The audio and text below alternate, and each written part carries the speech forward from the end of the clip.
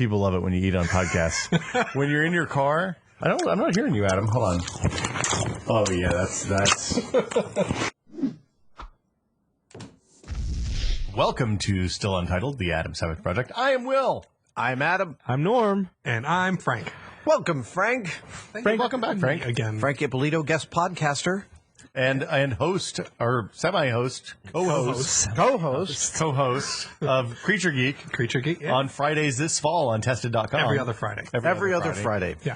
Alternate Fridays with Len Peralta. With, Demetrio. The affable Len We found Peralta. out that Demetrio's He's actually ludicrously affable. I had breakfast with him in Cleveland. Yes. Woo! Yeah. Cleveland is a beautiful little city. Yeah. I have lots of love for Cleveland. I grew up in Cleveland. It's a real I love city. it a little bit. Yeah. Well, there are a lot of great food and Amazing great food. stores, and craftspeople have moved into Cleveland. Cost of living is very low. And what you end up with is a Midwestern city that is very urbane and very familiar to a coastal attached person like me, like myself. I felt very at home in Cleveland. It's on the Ohio River, right? No, it's on Lake Erie. Lake Erie. Oh, it's even better. It definitely feels like a coastal city. And one of the greats. Like right across the lake is Canada. Canada. Yeah. Canada. It was very bizarre to be in. We were in one Canadian city, Ontario, where we were south of Detroit. Yeah, that happens. Really? Yeah. Is it? Yes. Wow. There's part of Canada is south of Detroit. It's like one of those things, geographically, like Reno is west of L.A. San Francisco is on the same latitude What? as Boston. That is totally bizarre to me. Yeah, because they don't have anything close to the same weather. No, but it's because we get the cold coming down. They get the cold from everywhere, it seems like. Bets you can win at Or bars. maybe it's Boston is on the same latitude as Rome. What? What? we're just saying things now. You're We're just saying making things. sounds with your mouth. Melbourne is on the same latitude as London. Keep on going. Diagonal Words. latitude? Yeah. Get that segue. All right. Okay. There is none. No, there's no segue No. from here. You know what's happening in England right now? They just finished shooting The Force Awakens. I keep wanting to say The Force Unleashed. That Why was do a I want to video say game. that? Because Will said it first and because it's a video game. It is a video, game. Okay, The Force Awakens. The Force Awakens. So we've talked about this on the other podcast, but new stuff has come to light. And we haven't heard Adam's opinion. Yes. That's true. have- So we've seen the trailer, Yes, the teaser. the teaser. It's what, like 8 shots? No, about so. And can we say that there's a lot of bullshit with teasers, trailers, teasers for teasers. Here's 1 3-second vine of the teaser trailer that will be unveiled tomorrow on You're saying they're Entertainment milking Tonight. it? It's all part of a. It's all part. Hey, look, Marketing. nobody could possibly do be as egregious as Tron was, releasing a minute of footage every year for 3 years at Comic-Con. Oh my goodness! Well, to be fair, the first one was before the movie was greenlit, just to gauge the fan audience. Right, reaction. right. So I love Tron. look, the fact is we've been paying deep attention in many of our different ways to the production that's been going on in London. It's very exciting that Abrams is rebooting the franchise because he's already proved he can do that with the other great science fiction franchise of the 20th century, Star Trek. He already made the new Star Wars. I love Star Trek. I love it, and he is exactly the right person to do it, having been so deeply inculcated with that Spielberg, Lucas, the early '80s aesthetic of theirs. Yeah, he made a fan film, Super 8. Super 8 is absolutely. I mean, people are like, oh, he's copying Spielberg. Yeah, sure. That's fine. Better than anybody else could. Yeah. In terms of love letters to directors that were your idols, that is so much better than for example, Bryan Singer, Superman Returns being a love letter to Richard Donner. That was just... Did Richard Donner really need love letters? I'm tired of or reboots. Can we stop Interstellar rebooting or Superman Interstellar and being a Spider-Man? love letter to 2001. Yeah. Interstellar Certainly was. I agree, but I don't think the two movies are even in the same category. No, they're different How many movies. times does he do the go darkly into the night? Do not go softly. 3 times. No, I think it was 5. because it's on the plaque at Whatever the it end. was, however many, however, whatever degree to which n is more than one, that's that much too many. I love Michael Caine, but damn. It's still a Gatorade commercial or a Nike commercial or one of those. But Wait, when are you going to reproduce your spacesuit from Interstellar? Well, I've got all the reference. I've been building reference material for weeks now. That helmet. Which one? The black one? Oh, it has to be the close one. The black one at the end, the one that's on. Oh no, it's the main one that you see. So the one that Matt Damon wears is pretty much the same as the one A that. little bigger, a little clunkier. Right, but I mean they're all bigger. effectively on similar design features, and I like it. I like the waffle fabric. I like the backpack, the hard harness. resin parts that are on the suspenders. The glass is right here. Yeah, it's very, very close. right up on his so face. they must have ADR'd all their dialogue because they had to have had lots of fans in those helmets. But the spacesuits, I thought they looked darn good. They felt exactly right. Yeah. Okay, so But Star serious Wars. business here, guys. So besides all the Stars bullshit is- about trailers and teasers and teasers and teasers, I was glad they released some footage. And some of the stuff we saw I thought was pretty interesting. I thought he showed the first clip, which is of his name John Boyega, is the black From, actor that you see in a stormtrooper costume. Yes. So right there, he's making a totally clear statement. Spaceballs Part 2. I'm going to take Star Wars to a place you didn't expect. Yeah. And then almost that next shot of the girl on the... Found shit. What's that? And Coleman all day. But the second shot, is the girl on that Second big touch the On the ball popsicle. droid. She's at a popsicle. Oh, the ball droid. She's on a popsicle. Yeah. But Yeah. it's making the sounds Of Luke that Speeder. all the vehicles that sound that was so ingrained into us from the prequels, episodes 1, 2, and 3. And I thought that was one of my favorite parts. The sound design of the prequels is one of my favorite parts. Admittedly, a low bar. The way her speeder jumps into action calls back, and because they can perfect a speeder accelerating with CG now, but it calls back to the way that they composited the animation where Luke Speeder jumps. Well, but Luke's speeder was like a Pinto chassis with a yeah. fiberglass top on it that they painted the Pinto out, right? It was a truck. No. The land speeder is totally a custom built job. Okay, but I thought it was a actual car chassis. It might have been built on a car chassis, a Pinto or a Volkswagen So it or could drive something like around. that. Yeah. I'm surprised I don't know, but I don't off the top of my head. I remember because I heard that they drove it around Van Nuys after they first completed it. Awesome.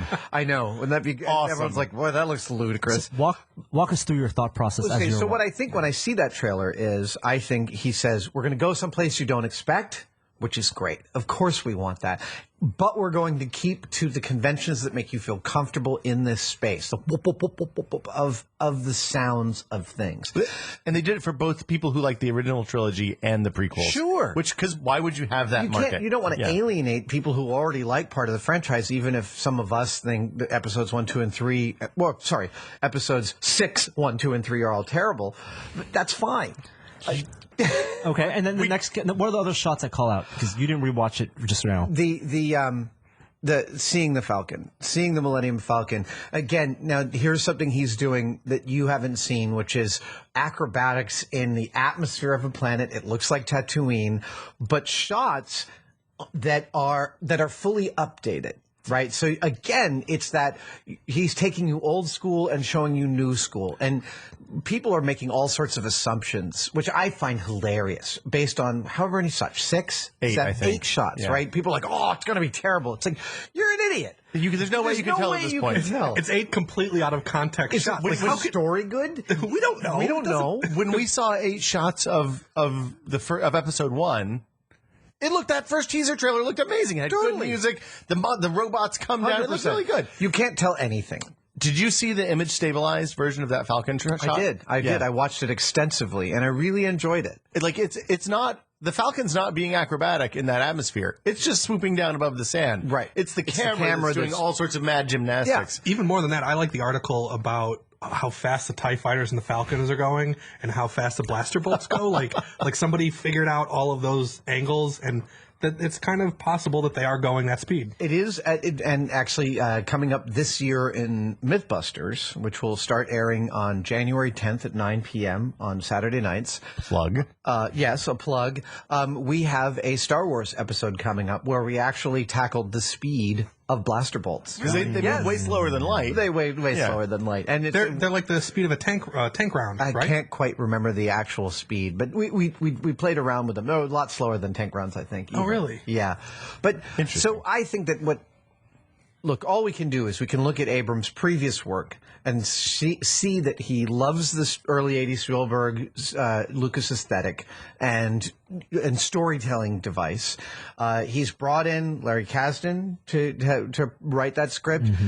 So again, he's going back to the roots of Star Wars, and he's also going to add in new stuff that's going to freshen it up. And I don't think there's any director right now who is better qualified than J.J. Abrams to do all of the above. He has an amazing history of coming into existing franchises and making them his own while not losing the essence. Like if you look what he did with Mission Impossible 3, which we haven't talked about. Right. I mean, fantastic. It is a phenomenal film. And while I like the fourth one better. Yeah. Which was the one in Abu Dhabi? That was the fourth one. That was the Brad Bird one, which is pretty amazing. Brad Bird one, I think, is my favorite of the whole franchise. But up until the Brad Bird one, that was definitely my favorite of the franchise. I totally agree. Right. He did the one with Kerry Russell. It was so, and Philip Seymour Hoffman. Right. As the best villain of terrifying villain. So, I mean, I have been a fan of Abrams since Felicity. Yeah. And I'll admit I've watched most of Felicity. And Alias. Terrific show. Alias and Lost. Yeah. Actually, I reached out to Damon Lindelof and said, if they need an R2-D2, I've got one. they got guys working They on didn't that call from me. the club. I don't know why they didn't call me. I had friends that were working in the creature shop that I knew were working on there, and I emailed them and said, I have an Akbar mold, it's Adam's mold, and I didn't hear back. I also actually reached out and through other channels and said, I might have the best Akbar master left.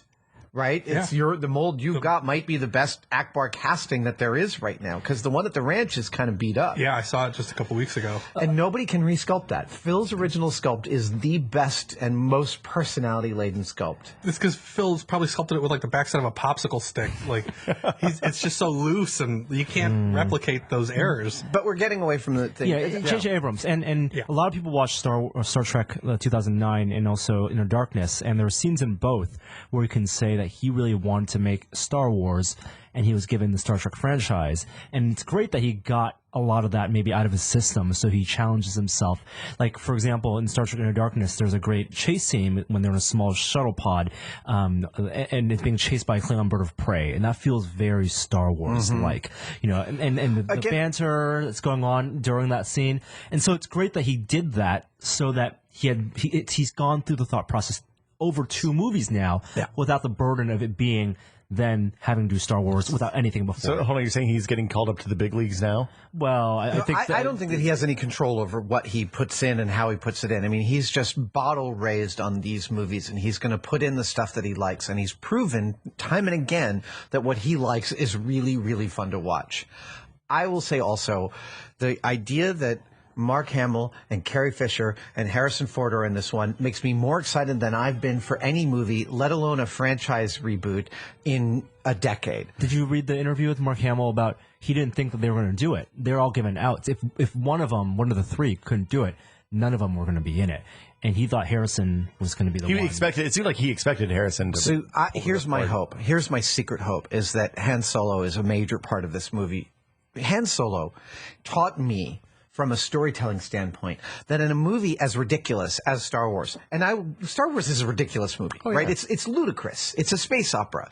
You need someone within the film making fun of the movie that you're watching, so that you're brought along. That was the thing that the prequels lacked. It is. There was no self-awareness. There was no self-awareness. Han Solo is the one going, can you believe all this shit? This is, okay, woo. I'm just the guy you picked up at the bar to ferry you to some other place. And I'll give you another example along similar lines is Starship Troopers, whose source material is also totally ludicrous. And yet what Verhoeven does is, instead of having anyone in the movie make fun of the movie, the movie itself makes fun of itself. Would you like to know more? Commercials and stuff like that? Full of commercials and the over-the-top acting and the over-the-top dialogue. It's actually probably one of the most, faithful adaptations from source material in terms of science fiction. And the movie is almost has this extra layer of comedy because you get to understand how it's dark. Yeah.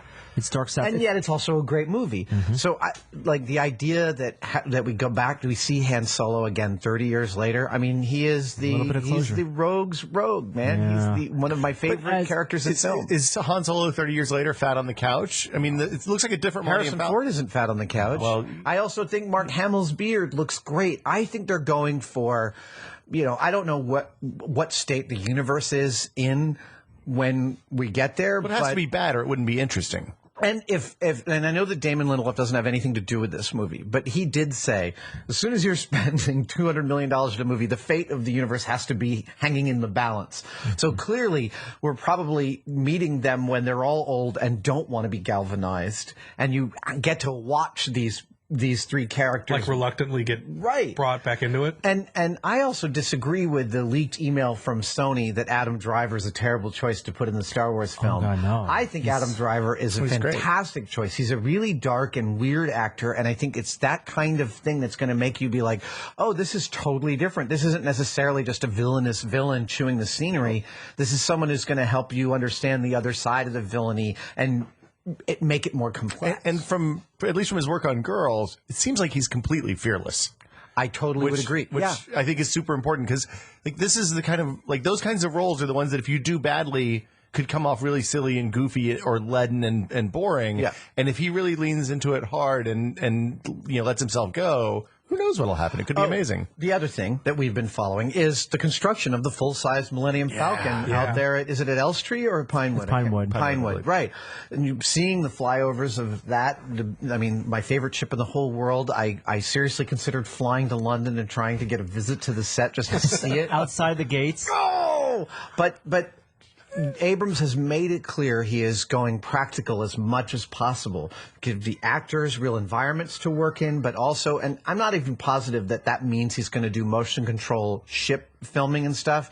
It's probably hard to justify the expense of MoCo rigs given how inexpensive CG is. And frankly, I'm not sure you'd see the difference in the hands of a great director. But the idea that we'd be seeing practical effects, practical droids, actors in real environments really excites me. Well, you say that about the ships, but in Interstellar, they built a lot of those space the shuttles. Yeah, they did. In the shuttle. So they could film it because there's a lot of things that you get in filming it and lighting it in real life that you don't get out of the CG. So I wouldn't be shocked if we saw a lot more practical than we think we're going to see. If there was a slow-moving vehicle like a Death Star, then I absolutely believe that's a practical prop. But when we're talking about fast-moving, maybe that's... Now, as someone who worked in the art department for a Star Wars movie before, what did you think of the art design for the vehicles, the helmets, the guns, the uniforms? Look, the Star Wars franchise has this long history of having great designers and then not quite giving them the credit they deserve. I mean, Ralph McQuarrie is the production designer of Star Wars, but he's not credited as. He's more like the concept artist, designer, right? And Doug Chiang also, his paintings are what drove, and his design and direction is what drove the prequels. And he has an incredible eye. I think the design of most of what goes on in the prequels is gorgeous. I think that those silver ships are unbelievable. Absolutely, the Queen ship, and we built one of those practically. Really? We built a practical 12-foot-long Queen ship. The B-wing looking one? Wow. Yeah, we were literally heat stretching Mylar onto these giant fiberglass sections. Really? It was a hell of a job. Even like the Naboo starfighters, the kind of bulbous curved ones. Yeah. The Trade Federation ships are really cool looking. I love the Trade Federation ships. I was just at the archives a couple weeks ago, and I saw one of those, those droids that are like a ball and they unfold and they have the force field around them? Yeah. The Droidicus. Oh, yeah, Droidicus, yeah. They built one full. Paint jobs are amazing. I'll tell you about that paint job with all the burnt metal look. Yeah, like it's been rolling, it's been heating, and So that paint job was designed by my friend Brian Gernand, and Brian ran the model shop for Episode 2, and Brian is the whole package. Hi, Brian. Brian is not only a phenomenal job supervisor who does not ever trickle his stress down or up but maintains it where he is and keeps things running smoothly. But he's also as good or better model maker than anybody he's working with. So when it came time to figure out that paint job, Brian is the one that went into a booth for 2 days and figured out the 9-step process of the clear coats over metallics to get that burnt look. And I agree with you. Beautiful. I was on site when they wheeled that out of the booth, and it was like, dude, that is magnificent. It's one of my favorite paint jobs I've ever seen. Well, it doesn't look possible, right? Like when you think about painting, you're like, I wouldn't have thought that one could do that. I just assumed those were CG. No. Well, sorry. Most of the time they were, but in order to give the CG guys the painting reference, they very frequently would even paint something full scale for lighting reference on set, so that you had something and you knew what it was supposed to look like in situ. So the interesting thing to me about the fact that J.D. Abrams is doing this, he's saying he's committed to doing practical effects is where possible and where it makes sense. Sorry about this. A B-12 bomber is starting up right outside the shop. You know, UPS is delivering 35 million packages today, which is their biggest shipment day ever, is what they said this morning. 35 billion? Million in one day. Remember, UPS spells oops. We're recording this, 2 days before Christmas? 3 days before Christmas? Oh, right. I still have some shopping to do. Well, I know what you're doing tonight. I already gave you your present. But I like looking at what they can do. Well, looking at how technology for real world stuff, like even with off the shelf microcontrollers and the rise of all that stuff, the rise of accelerometers and cheap motors and all the stuff that's possible today that wasn't possible or was possible at great cost 20 years ago, 15 years ago when they started working on the prequels.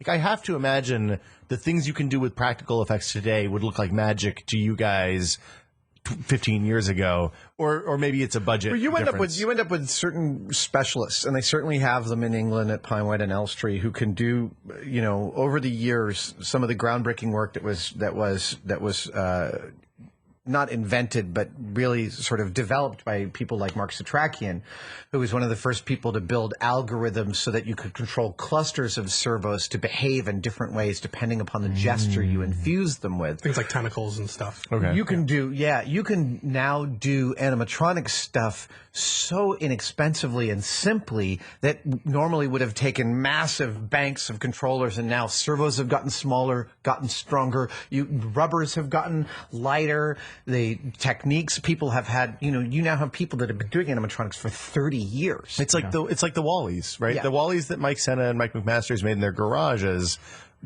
while definitely the work of skilled craftsmen, cost a fraction of the millions of dollars that Imagineering spent to build one that would drive around Disneyland. Yeah.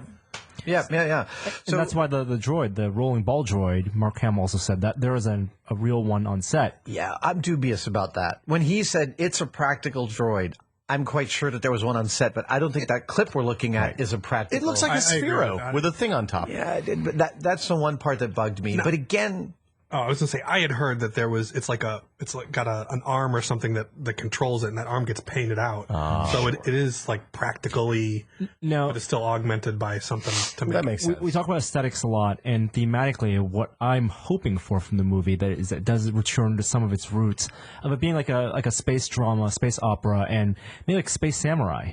Because Star Wars, a lot of that Japanese influence, Darth Vader's helmets, swords, honor, and a Jedi, and you lose that in the prequels. you do. And I hope that some of that's I brought think back. you might be right. I think that, remember that Lucas almost rotoscoped some original World War II dogfight footage for the fights between the Falcon and X-Wings and the TIE fighters. I would expect Abrams to take that as a jumping off point to call back to give that old school feeling. And the idea, he's also showing the Millennium Falcon. He's saying this is going to be deeply connected to the Star Wars that you love. But it's a little tarted up. Like the exhaust ports go across the whole back. Hey, it's man. definitely got some cool filigree stuff on the top that looks new. Yeah. Maybe that's not 30 the years. Falcon. Maybe that's another Corellian cruiser. It could be another. be. It's got to be the Falcon. It's only I'm one saying, Falcon. why would you assume John Boyega's a stormtrooper? I don't think he's He might be a Jedi. No. In a stormtrooper outfit. I've plotted that movie, that scene already. Like I think that Norm's making the movie in his head. Yes, I love doing this. From my study of teaser trailers. I find that because of the way post-production works and the way footage comes out from a shoot and how early, many times scenes from a teaser do come from a sequence, one part of the movie, not just all from one part. But I think that the Tatooine stuff shown in the teaser possibly connected. And I think that it is, he's going to be much like a callback to Luke and Han wearing the stormtrooper outfits. I wondered.